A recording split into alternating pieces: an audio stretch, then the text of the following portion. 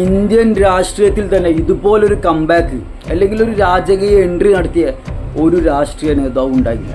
ഒരേ ഒരു പേര്, ദളപതി വിജയ്. തൻ്റെ സിനിമാ ജീവിതത്തിൽ പീക്ക് സമയത്ത് നിൽക്കുമ്പോൾ സിനിമാ ജീവിതം ഉപേക്ഷിച്ച് ജനങ്ങൾക്ക് വേണ്ടി രാഷ്ട്രീയത്തിലേക്ക് ഇറങ്ങി. ഒരുപാട് പേര് കളിയാക്കി, ഒരുപാട് പ്രശ്നങ്ങൾ നേരിടേണ്ടി വന്നു. തൻ്റെ അവസാന സിനിമ രാഷ്ട്രീയപരമായ സിനിമ ആയതുകൊണ്ട് റിലീസ് ചെയ്യാൻ പോലും മറുപാർട്ടിക്കാർ സമ്മതിച്ചില്ല. തൻ്റെ ഭാര്യ ഡിവോഴ്സ് ചെയ്തു. അങ്ങനെ പല മേഖലയിലും പല രീതിയിലുള്ള പ്രശ്നങ്ങൾ നേരിടേണ്ടി വന്നു. പലരും വിജയുടെ തീരുമാനം വലിയ മണ്ടത്തരമാണെന്ന് വിധി എഴുതി. എല്ലാവരും പുച്ഛിച്ചു തള്ളി. പക്ഷേ വിജയ്ക്ക് അറിയാമായിരുന്നു ജനങ്ങൾക്കിടയിൽ വിജയുടെ സ്ഥാനം എത്രമാത്രം വലുതാണെന്നും പ്രധാനമാണെന്നും.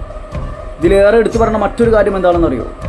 DMK, BJP അവരുടെ പ്രൈമിൽ നിൽക്കുന്ന സമയത്താണ് അവർക്കെതിരെ മത്സരിക്കാനുള്ള ഗഡ്സ് വിജയ് കാണിച്ചത്. കേവലം ഒരു സ്ഥാനാർത്ഥിയായി മത്സരിക്കുകയല്ല ചെയ്തത്.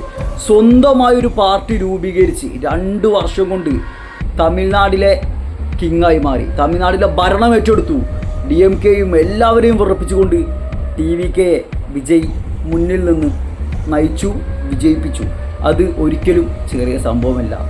ശിവാജി ഗണേശൻ മുതൽ വിജയകാന്ത് വരെ, രജനീകാന്ത് മുതൽ കമലഹാസൻ വരെ ഉൾപ്പെടെയുള്ള പലരും ശ്രമിച്ചിട്ടും നടക്കാതെ പോയത് വിജയ് നേടിയെടുത്തിട്ടുണ്ടെങ്കിൽ ഒരു കാര്യം നിങ്ങൾ ഓർക്കണം. വിജയ് എന്ന നടൻ, എന്ന വ്യക്തി നമ്മൾ വിചാരിക്കുന്നതിനേക്കാൾ എത്രയോ വലുപ്പത്തിലാണ്, എത്രയോ വലിയ സ്വാധീനമാണ് ജനങ്ങൾക്കിടയിൽ സൃഷ്ടിച്ചിട്ടുള്ളത്. അതുതന്നെയാണ് ഈ രാജകീയ വിജയത്തിൻ്റെ ഏറ്റവും വലിയ അടിത്തറയും. ഇനി ജനനായകൻ എന്ന മൂവി തിയേറ്ററിൽ ഇറക്കാതെ തടഞ്ഞു വെച്ചവരുണ്ടല്ലോ, അവർക്ക് മുൻപിൽ ജനനായകൻ റിലീസിൻ്റെ സമയത്ത് ടൈറ്റിൽ കാർഡ് ദളപതി വിജയ് എന്നായിരിക്കില്ല. അവരെ കാണിക്കുവാൻ വേണ്ടി തന്നെയായിരിക്കും CM ദളപതി വിജയ് എന്നായിരിക്കും. അത് അവർക്കുള്ളൊരു മറുപടിയാണ്. ഈ മോൻ വന്നത് അങ്ങ് ചുമ്മാ പോകാനല്ല എന്ന് പറയുന്നൊരു മറുപടി. അണ്ണയാര് ദളപതി, അത്രയേ ഉള്ളൂ.